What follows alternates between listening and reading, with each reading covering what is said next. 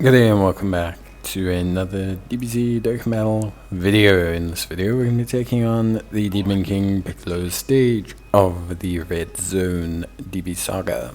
So the DB Saga Red Zone have been and gone. I think this should be the last one, unless they add like one more for my junior, which would be pretty cool. Actually, if they did, to kind of like round everything out. But yeah, basically this is, or as of now, the current last red zone for the DB Saga edition.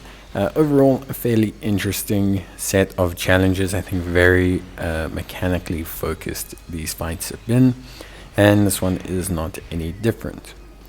All four phases represent a different, unique mechanical challenge, barring maybe the first one, and so it's very interesting.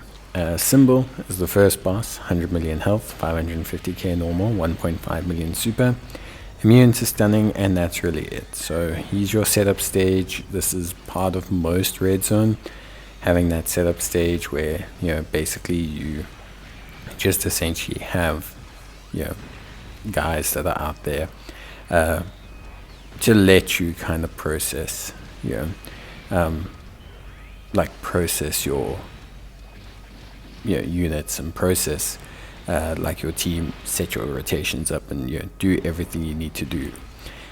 Tambourine is the second phase with 120 million HP, 630k normals, 1.8 million super, a 630k AoE normal, and then a follow-up 315k potential AoE normal, immune to sealing, immune to stunning, immune to attack and defense down.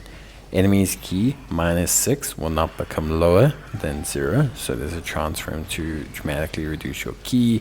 Very irritating, by the way, depending on your team. Like, very irritating, especially if you have units that depend on the 18 ki. Can be quite frustrating.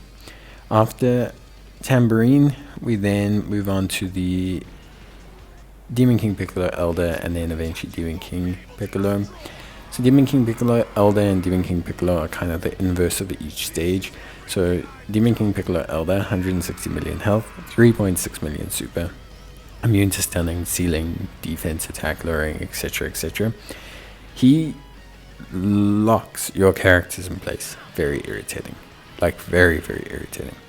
But his attack and defense will go down by 50% on the third turn from his entry. So his attack, his damage, everything drops a lot after the first 2 turns, and obviously that makes him a lot easier. So whether you use actives or items or whatever it is, as long as you survive those first 2 turns, he becomes a lot easier.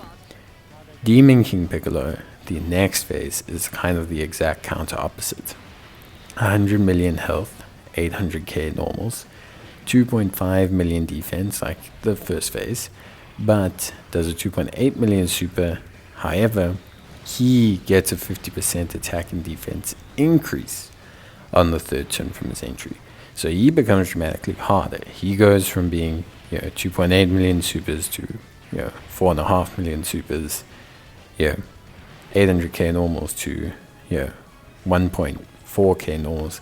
Like, he gets dramatically harder, and he will seal one enemy super attack as well. So very, very frustrating. And he will nullify the opponent's attack sealing effects. He also seals one character randomly, immune to stunning, sealing, attack, defense, lowering.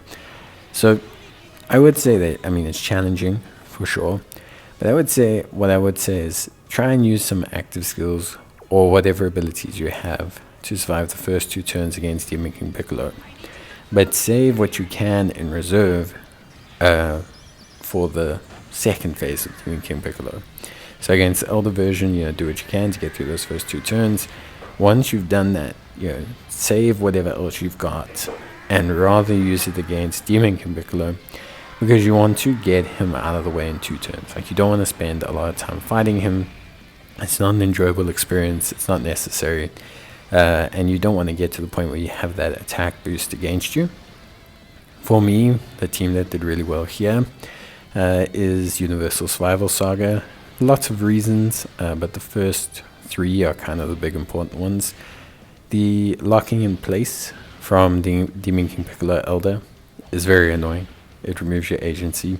Having a very flexible team in general, like I wouldn't say any of the units outside of Vegeta and obviously Goku as an evasion tank are necessarily super tanks, but they're all moderately tanky. And with an item or with active skills, they tank more than fine. You've got Frieza Goku, who's kind of a switch tank, so there was enough to be able to cope with the locking in place. Secondly, another reason I like the team is the revival skill. Just great, allowing you to potentially tank a turn against Demon King Piccolo Elder, and get the revive off, and then finish him off, and then move straight into Demon King Piccolo. And then on top of that, also just all the active skills. You've got Goku Frieza active skill, MUI Goku active skill, Android 1718 active skill, Frieza 17 active skill, SSB Vegeta active skill, the int one. So you got a lot of burst damage that, generally speaking, I would say kind of set you up to be able to have a good solid burst damage against Demon King Piccolo, and really pushing those 2 turns to being quite effective. Obviously the typings also help. The game, or this event, starts as a physical phase, ends as a physical phase, so having that big strength damage when you need that burst at the end, very important, especially if you've used items and skills against Demon King Piccolo Elder. Lots of good floating supports, good links as well. Team links up very nicely, kind of avoids that key problem if Tambourine procs his key reduction abilities. So yeah, overall, really a solid foundational team. Obviously, I think a lot of people know that this is a very good team, so I'm not too surprised. And obviously I wasn't expecting them to not be able to do this event, but it is still a very cool run, and it was very nicely put together, which I think was pretty cool.